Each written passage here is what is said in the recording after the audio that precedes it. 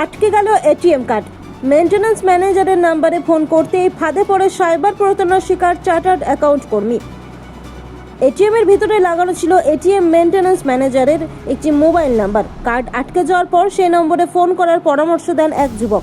ফোনের ওপার থেকে দেওয়া নির্দেশ মেনে চলতেই কয়েক মুহূর্তের মধ্যে অ্যাকাউন্ট থেকে 3 দফায় উধাও 64,000 টাকা। পরে দেখা যায় ওই নম্বর লেখা কার্ডটিও আর সেখানে নেই। দুর্গাপুরের রাষ্ট্রায়ত্ত ব্যাংকের এটিএমে এই অভিনব প্রতারণার শিকার হন দুর্গাপুরের বিধাননগরের চার্টার্ড অ্যাকাউন্ট কর্মী অভিজিৎ সরকারের অভিযোগ, বুধবার ওই এটিএমে মেয়ের এটিএম নিয়ে টাকা তুলতে যান। স্বাভাবিক নিয়মে কার্ড ঢুকিয়ে পিন নম্বর দেওয়ার পর হঠাৎই তার এটিএম কার্ড মেশিনে আটকে যায়। স্ক্রিনে কখনো টেম্পোরারি আউট অফ অর্ডার, আবার কখনো ইনসার্ট প্রপারলি লেখা দেখাচ্ছিল। কার্ড বের না হওয়ায় তিনি বিভ্রান্ত হয়ে পড়েন। সেই সময় এটিএমের বাইরে দাঁড়িয়ে থাকা এক যুবক সাহায্যের জন্য এগিয়ে এসে ভিতরে লাগানো এটিএম মেইনটেন্যান্স ম্যানেজারের নম্বরে ফোন করতে বলেন। ফোন করলে অপর প্রান্ত থেকে তাকে দুবার এন্টার এবং দুবার ক্যান্সেল বোতাম চাপতে বলা হয়, কিন্তু তাতেও কার্ড বের হয়নি। ফোন কানে নিয়ে এটিএম এর বাইরে বেরিয়ে আসতেই তার মোবাইলে অ্যাকাউন্ট থেকে টাকা কাটা শুরু হওয়ার বার্তা আসে। দ্রুত ভেতরে ঢুকে এসে তিনি দেখেন সাহায্যকারী যুবক উধাও। শুধু তাই নয়, মেইনটেন্যান্স ম্যানেজারের নাম্বার লেখা কার্ডটিও সেখানে ছিল না। অ্যাকাউন্ট থেকে 3 দফায় মোট 64,000 টাকা ডেবিট হয়। এর মধ্যে 10,000 টাকা ও 5,000 টাকা ক্যাশ উইথড্রল হিসেবে এবং 49,000 টাকা বিহারের একটি বস্ত্র বিপণীতে লেনদেনের মাধ্যমে কেটে নেওয়া হয়। ঘটনার পর তিনি ব্যাংকে লিখিত অভিযোগ দায়ের করেন, ফরিদপুর ফাঁড়িতেও অভিযোগ করেন এবং পুলিশের পরামর্শে অনলাইন সাইবার পোর্টালেও অভিযোগ জানান যে এটিএমে ঘটনাটি ঘটেছে সেখানে কোনো নিরাপত্তা রক্ষী ছিল না। বলছে ইনসার্ট প্রপারলি, কিন্তু কার্ডটার কিছুতেই বেরালো না।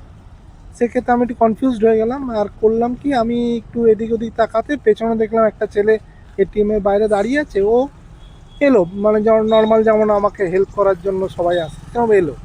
আসার পর ও আমাকে দেখালো যে ও পাশে একটা এরকম কার্ডে লেখা রয়েছে এটিএম মেইনটেন্যান্স ম্যানেজার, একটা ফোন নাম্বার দেওয়া আছে। আমাকে ও প্রভোগ করলো যে ওটাতে ফোন করুন। আমিও একদম তো স্টান্ড হয়ে ফোন করে দিলাম। ফোন করে উনি বললেন আপনি এটিএমে দুবার এন্টারটা প্রেস করুন, দুবার ক্যান্সেলটা প্রেস করুন, তাহলে দেখবেন আপনার এটিএম কার্ডটা বেরিয়ে আসবে। তাই করলাম, তো কার্ড তো বেরালো না। সেই মুহূর্তে জাস্ট আমি পাজলড হয়ে ফোনটা কানে নিয়ে আমি বাইরে চলে গেলাম এটিএম কাউন্টার থেকে। তখন দেখলাম আমার টাকা অলরেডি ডেবিট হতে শুরু করেছে। তো আমি সঙ্গে সঙ্গে আমার এটিএম কাউন্টারে ঢুকলাম, কিন্তু তখন আর ওই ছেলেটা কিন্তু ওখানে নেই। ওই ছেলেটাও নেই, সবথেকে বড় ব্যাপার ওই কার্ডটাও ওখানে নেই।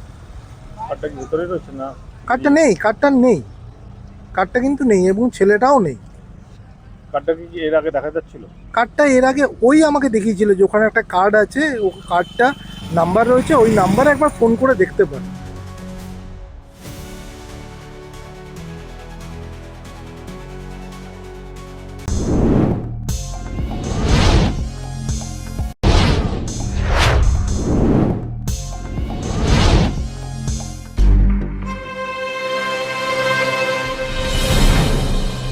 জেলার সমস্যা হোক বা খুশির খবর, শহরের হাহাকার থেকে আপনার ব্যথা, জেলার গর্ব হোক কিংবা জেলার মেধা, গ্রামের অজানা গলি থেকে শহরের ব্যস্ত এলাকা, সব জায়গার খবরের ওপর রয়েছে নিউজ আই 24 ডিজিটালের নজর।